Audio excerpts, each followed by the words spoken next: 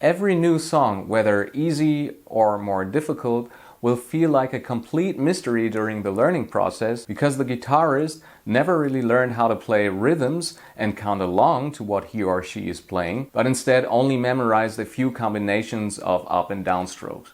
Hey there, my name is Phry McDunstan. I'm a guitarist, songwriter and producer of my own music, and I have been teaching guitar for more than 17 years now. In this video, I'd like to explain to you, using a rather bad but very common example and then a better one, how you as guitarist can avoid years of trial and error phases and get the most out of every practice session even with relatively little time. This video will definitely help you if you've just started to play guitar or if you've been playing guitar for a while but would like to make more progress and avoid frustration during your practice sessions. Before I give you the first not so good example of how one should learn guitar, let me first list the 3 biggest misconceptions that most guitarists, especially at the beginning of their musical journey, fall into.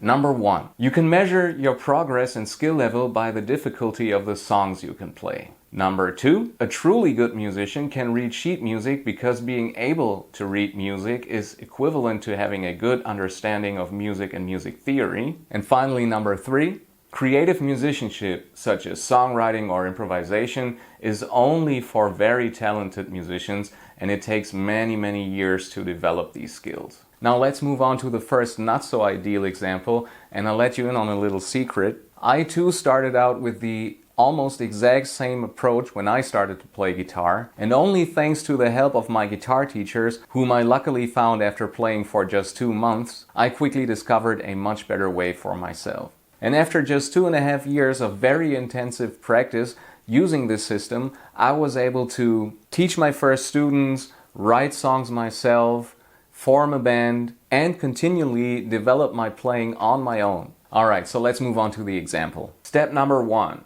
A guitarist learns his first couple of chords and ideally a very simple to play song like, say, Knockin' on Heaven's Door by Bob Dylan or Dead Flowers by the Rolling Stones, simply mimicking what the tab, chord sheet or YouTube videos say. Step number 2. After learning a couple more songs with simple chords and strumming patterns, the guitarist decides to try some cool folk picking patterns, but since he or she's lacking any understanding of how rhythm works and how to synchronize both of your hands when you change chords, the guitarist gets held up by the technical challenges of most picking patterns and thus folk songs and spends weeks or maybe even months with parts of one particular song while at the same time forgetting some of the first songs he or she learned because there's only so much time to practice and all that time is needed to finally be able to play those intricate chord changes and picking patterns. Step number 3.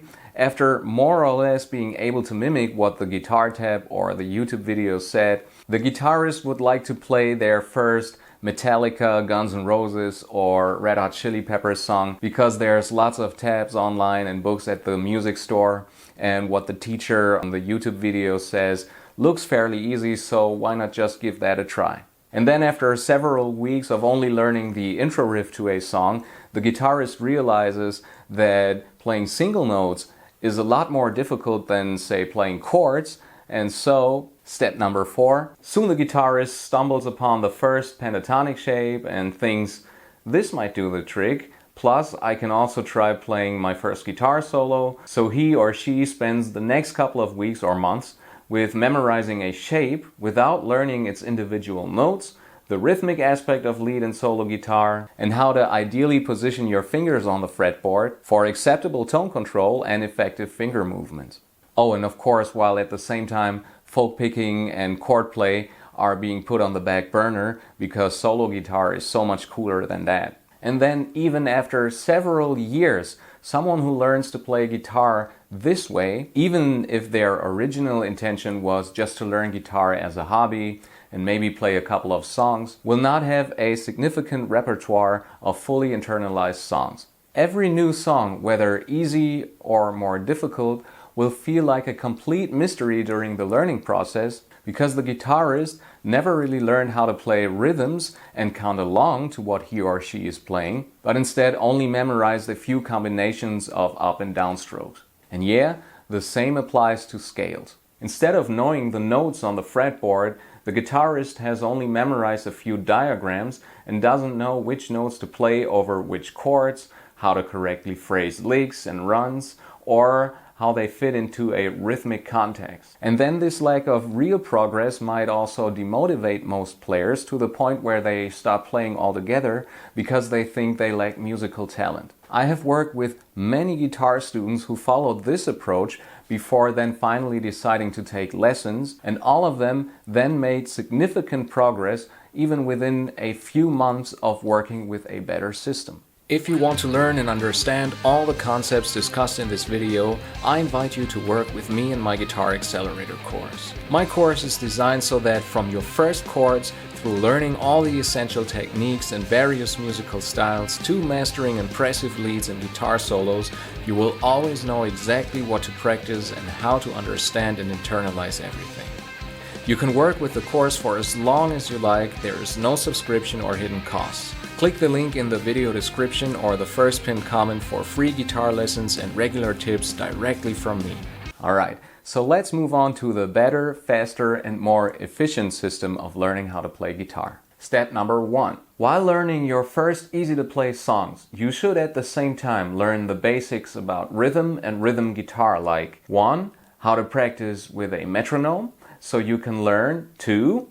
How to strum and pick quarter, eighth and later 16th notes with and without a guitar pick. 3. Learn what syncopes are and how to play and integrate them into your rhythms. And 4. How to synchronize your hands so that you can play chord changes without falling out of rhythm. Step 2. After having fully internalized your first easy to play songs and rhythms, you can then move on to bar and power chords. And since you already know a lot about rhythm guitar, you can at the same time start learning the notes on your low E and A strings to be able to play and find every one of these chords without having to second guess and endlessly search for them. This will then enable you to start learning more complex rock, pop, folk, blues and metal songs, and of course increase your repertoire. Step 3. Now that you know and mastered all the basics of guitar playing, you can move on to lead and solo guitar, because lead and solo guitar is basically rhythm guitar but with more single notes. And since you already know the notes on your lower strings,